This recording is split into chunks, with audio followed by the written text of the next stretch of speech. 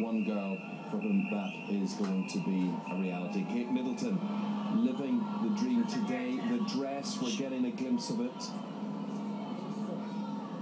What do you think? I think it looks beautiful, and you can see there the lace detailing at the top, full length sleeves as we'd expected, a long veil, and detailing at the edge of that as well, and a full skirt. No doubt there's a train there as well. And the bookmaker Paddy Power, we were hearing just a short time ago, is paying out on it being a Sarah Burton dress as expected. Well, we don't know if there's any sign of a tiara on there yet, but Lucy Yeomans, you must have your thoughts as to who that's by and what it looks like. Well, all the signs are the fact that it was made with such beautiful craftsmanship, the use of lace, show that it possibly is McQueen. I don't think we'll really know that until she steps out of the car. But it's as we expected, a sleeve, a very modest waistline, but yards of gorgeous lace around her shoulders, which is so flattering and beautiful. We can't quite make out the tiara yet, but I made out some beautiful drop diamond earrings. There's quite a few options as far as tiaras are concerned. There are 3 options. I think the favourite one is the Russian fringe. Someone actually bet £6,000 that she would wear it. But then there's the Queen wore for her wedding. Queen wore for her wedding. But there's also the Cambridge Lover's Knot, which, given that her new title is the Duchess of Cambridge, and it was also a tiara worn by the late Princess of Wales, could also be another option for today. Actually, I think given as a wedding gift by the Queen to the Princess of Wales, but she felt it was a little bit too heavy, so decided not to wear it for her wedding. But who knows what Kate will decide today? It could be another fitting tribute. She looks absolutely exquisite. It's very natural though, it doesn't look like it looks incredibly slender, very typical of Kate's style. As far as the bouquet is concerned, we know that Kate's very into the symbolism of all the flowers in the bouquet, and Solomon's seal, which is one of the flowers of love, is something she very much wanted to be in the bouquet. apparently there's also a sprig of myrtle from a bush grown from the original myrtle in Queen Victoria's wedding bouquet. Yes, this sprig of myrtle has apparently been in every royal bride's bouquet since Queen Victoria, and again that's the herb of love, so again beautiful symbolism.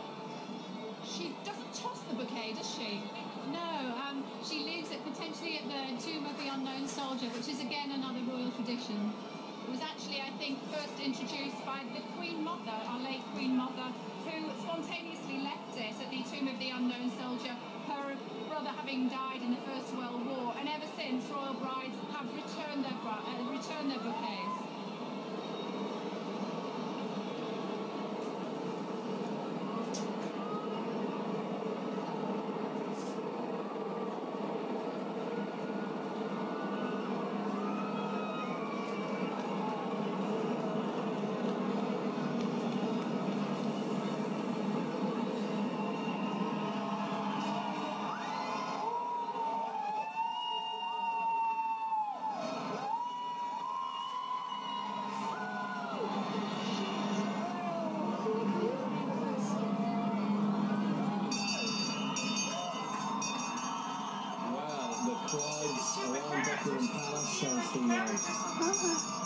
Rose makes its way here.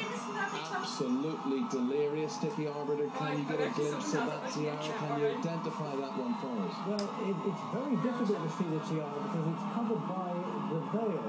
And all I can say is that it is the fringe tiara. It started life as a piece as a necklace owned by Queen Victoria.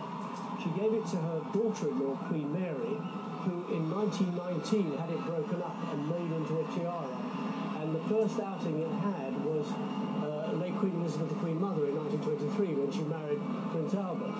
Subsequently, it's been worn by the Queen at her wedding. The Queen lent it to Princess Royal in 1973, and this will be its kind of 4th outing on a royal wedding, if indeed it is the fringe tiara. Interesting that she's wearing a tiara on the way there. There had been some speculation that she may have worn some sort of floral headdress, flowers in her hair, as she went to the Abbey as a commoner and then changed into a tiara later. Yes. And we see she's wearing her hair down, and we know that she said she wanted Prince William to recognise her. Her hair is really her statement. The bridesmaids look. Pippa Middleton, Kate's sister, leading the 2 youngest bridesmaids. Yeah. Grace Van Cutsum and Eliza Lopez, the two littlest. Tell us more, Alistair. Well, for Philippa Middleton, a wonderful opportunity to do something very precious for her sister, who now makes her way down the Mall. A journey of change for a young woman.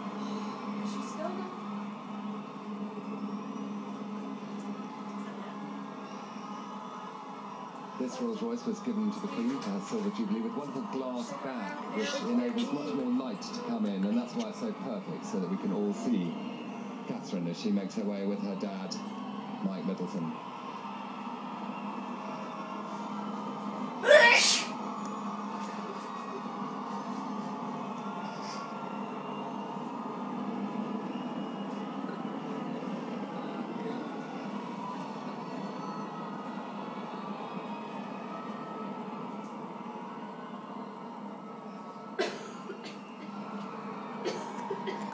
Enormous contingent there from Scotland waving saltires as the bride makes her way into Horse Guards Parade.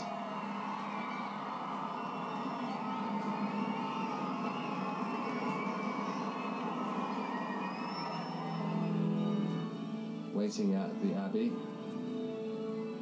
Philippa Middleton with those two youngest bridesmaids who will only make their way up the aisle and then complete their task later on. And a salute for her as she comes through from the lifeguards. The only way through that normally used to be if you had an ivory pass or you were the monarch. Nowadays it's impossible to pass through it for security reasons.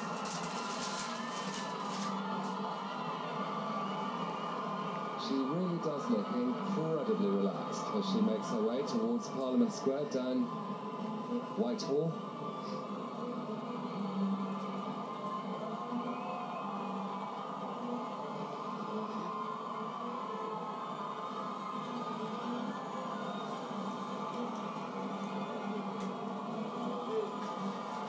Now for Mike Middleton, who has nurtured and protected his daughter all her life, along with his wife Carol, bringing her now to the Abbey as plain Miss Catherine Middleton. When she arrives at the door of the Abbey, his last responsibility as a father will be to lead her steadily up the great length of Henry III's Westminster Abbey and hand her to Prince William, now the Duke of Cambridge. And as they turn into Parliament Square, the crowds waiting outside the Abbey itself will have a chance to welcome her and give her their best wishes on her wedding day, along with the bells.